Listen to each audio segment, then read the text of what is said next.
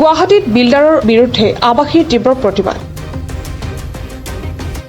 ৰেৰাৰ নিৰ্দেশকক কেৰেপ নকৰাৰ অভিযোগ মহানগৰীৰ মাজমজিয়াত এইবাৰ বিল্ডাৰ প্ৰতীক আগৰৱালৰ বিৰুদ্ধে সৰব হৈ পৰিছে আৱাসীসকল প্ৰতীক ইনফ্ৰাকন নামৰ যিটো কোম্পানী আছে আমি জনামতে সেই কোম্পানীটো এতিয়া 700 কোটি টকাৰ প্ৰজেক্ট কৰি আছে ত্ৰিপুৰাত তেওঁলোকে যদি 700 কোটি টকা ত্ৰিপুৰাত প্ৰজেক্ট এটা কৰিব পাৰে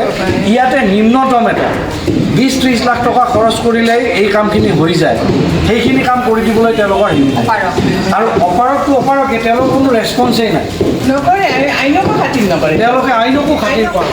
মহানগৰীৰ লংকেশ্বৰৰ বছেৰা ৰিট্ৰিট এপাৰ্টমেণ্ট নামৰ আৱাসিক অট্টালিকাটোত এতিয়া হাহাকাৰৰ পৰিৱেশ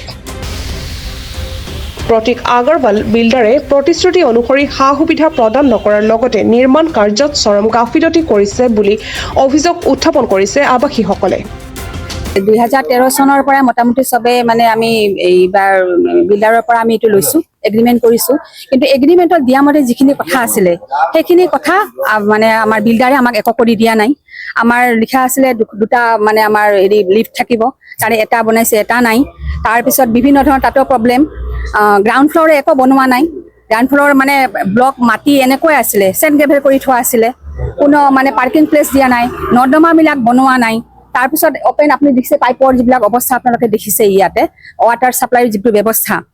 ওপৰতো মানে ফিল্টাৰৰ ব্যৱস্থা নাইয়ে তাৰপিছত টেংকি দুটাৰো অৱস্থা মানে বহুত বেয়া অৱস্থা আৰু টেংকিৰ পানী পৰি ছাদৰ অৱস্থা খুব বেয়া ছাদবিলাক মানে কিবাকে বনাই থৈছে আৰু এই পাইপবিলাক দিছে পাইপবিলাক ফাটা ৱালবিলাক সবৰে বেয়া ঘৰৰ ৰুমত যিবিলাক ৱাল আছে সবৰে বেয়া ফুলি ফুলি উঠে তাৰমানে ভিতৰত লিকেজ আছে সেইটোৱে কথা পাছত এনেকুৱা টয়লেটৰ লগত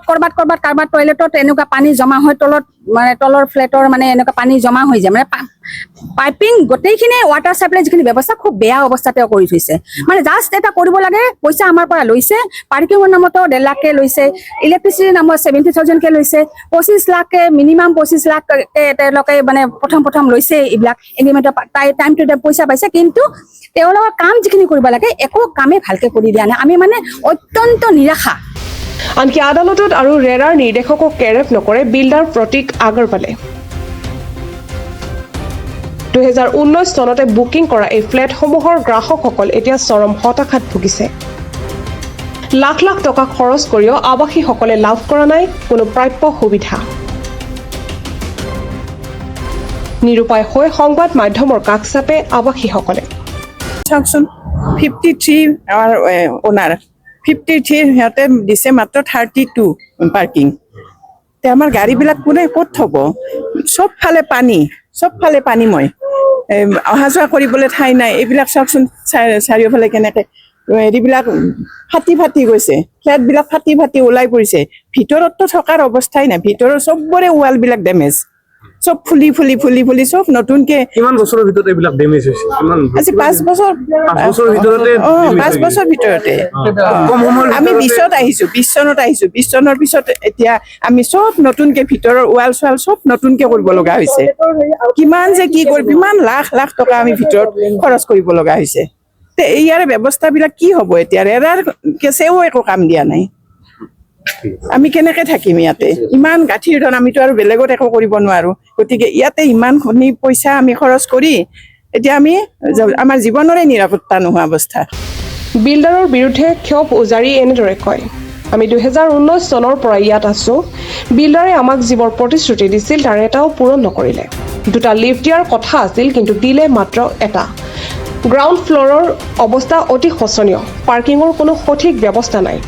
পানীৰ টেংকিৰ পৰা পানী লিক কৰি আমাৰ দেৱালবোৰ নষ্ট হৈছে আনকি আমি ৰেৰাত কেছ দি জিকাৰ পিছতো বিল্ডাৰে কোনো গুৰুত্ব দিয়া নাই আদালতকো তেওঁ কেৰেপ নকৰে আৱাসীসকলৰ অভিযোগ অনুসৰি বিজুলী সংযোগৰ নামত প্ৰতিজনৰ পৰা 70,000 টকা আৰু পাৰ্কিঙৰ নামত 1.5 লাখকৈ টকা লোৱা হৈছিল কিন্তু আজিও আৱাসটোত নাই কোনো জেনেৰেটৰৰ সুবিধা যাৰ ফলত বিজুলী কৰ্তন হ'লে ওপৰ মহলাৰ আৱাসীসকলে অন্ধকাৰত খোজেৰে অহা যোৱা কৰিবলগীয়া হয় আনকি সুৰক্ষাৰ ক্ষেত্ৰতো বিল্ডাৰজনে চৰম হেমাহি কৰাৰ গুৰুতৰ অভিযোগ উত্থাপন হৈছে এতিয়া প্ৰশ্ন হয় সাধাৰণ জনতাক এনেদৰে প্ৰতাৰণা কৰাৰ বিল্ডাৰৰ বিৰুদ্ধে প্ৰশাসনে কি ব্যৱস্থা গ্ৰহণ কৰিব ৰেৰাৰ নিৰ্দেশকো অমান্য কৰা এনে বিল্ডাৰৰ বিৰুদ্ধে বিভাগীয় কৰ্তৃপক্ষই কঠোৰ স্থিতি ল'বনে সেয়া পৰৱৰ্তী সময়ত লক্ষণীয় হ'ব। তাৰে আমি ফ্লেটৰ অ'নাৰ, তো এই ফ্লেটটো কিনাৰ পিছত আমি মানসিকভাৱে আৰু জীৱনৰ নিৰাপত্তাহীনতাত ভুগি আছোঁ। কাৰণ ফ্লেটটোত যিখিনি মিনিমাম বেছিক এমিনিটিজ থাকিব লাগে সেইখিনিও নাই, বেছিক ছেফটি যিখিনি নৰ্মছ থাকিব লাগে সেইখিনিও নাই, তেওঁলোকে কৰা নাই। আমি আদালতৰ কাষ চাইছিলোঁ, ৰেৰা আদালতে আমাক বহুতখিনি কৰিবৰ কাৰণে তেওঁলোকক অৰ্ডাৰ দিছে, কিন্তু বিল্ডাৰৰ ফালৰ পৰা তেওঁলোকে একো কৰি দিয়া নাই, আৰু যিখিনি নাম মাত্ৰ দেখুৱাবৰ কাৰণে কৰি দিছে তাত কোনো কোৱালিটি কাম কৰা নাই। কাৰণ এই শ্বেড কৰি দিছে, শ্বেডটো ভাঙি পৰিছে 2-3 মাহৰ ভিতৰতে। পাৰ্কিং শ্বেডটো ড্ৰেইনৰ ওপৰত কাভাৰ দিছে, ক'তবা দিছে ক'তবা দিয়া নাই। ইলেক্ট্ৰিক ছেফটিৰ কাৰণে কৰিব দিছিলে, ইলেক্ট্ৰিক ছেফটি একো কামেই কৰা নাই তেওঁলোকে।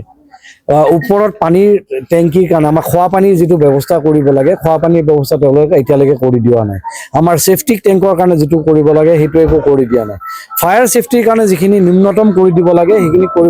একো কৰি দিয়া নাই। আমি যেতিয়া তেওঁলোকে কাম কৰাৰ পিছত এইবিলাক ভাঙি যায়, হেৰি হয়, আমি যেতিয়া খবৰ দিওঁ তেওঁলোকৰ কোনো ৰেছপন্স নাই। তেওঁলোকৰ অধিবক্তাক ৰেৰাই দায়িত্বটো দিছিলে হেৰি কৰাৰ কাৰণে, অধিবক্তাক অশোক খামকা অধিবক্তা, কেশৱ খামকা অধিবক্তা, তেওঁক আমি খবৰ দিছোঁ, তেওঁৰ ফালৰ পৰা কোনো ৰেছপন্স নাই। তেওঁ চাবও নাহে, তাৰমানে যে কামটো পৰি গৈছে, ইয়াত মানুহ যে মৰি গ'লহেঁতেন এনেকুৱা এটা দুৰ্যোগ হোৱাৰ পিছতো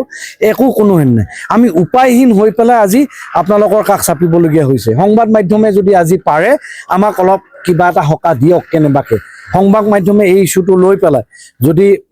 সংবাদ মাধ্যমৰ জৰিয়তে